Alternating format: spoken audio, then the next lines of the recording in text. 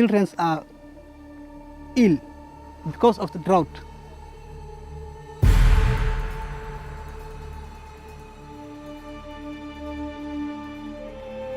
We did not get any rain for the last 2 seasons.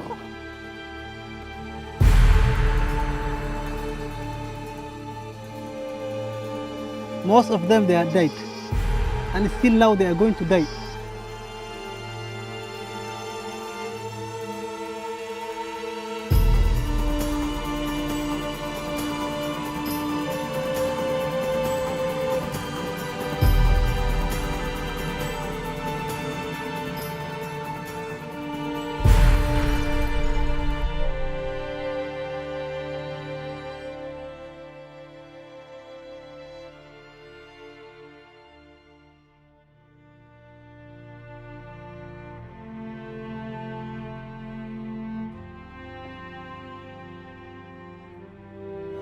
That's a heart-wrenching sight to see on TV and then to see in actual reality, and look into the eyes of the mother and see emptiness where she left everything behind because she couldn't survive, and now you can see the state of the child.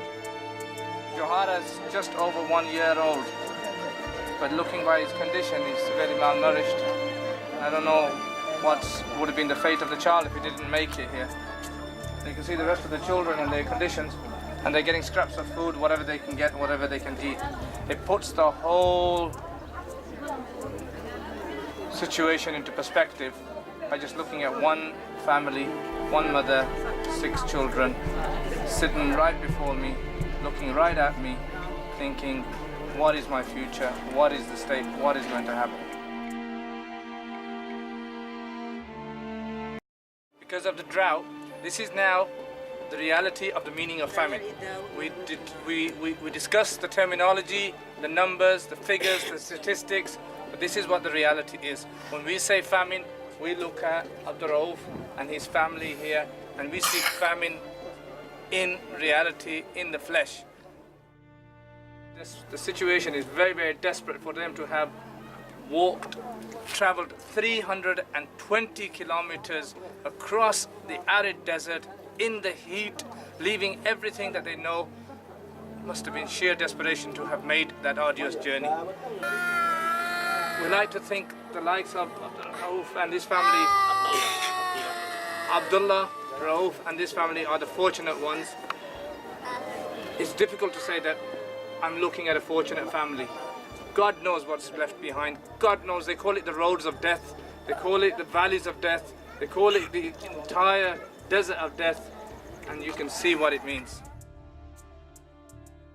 Abdullah does not look like a 13-year-old boy. It's just body in bones wrapped in flesh. There is no meat. There's complete deficiency. It doesn't look like this child is alive. If his eyes weren't moving and his mouth wasn't moving, you wouldn't think he was alive. That these bones, there's nothing there.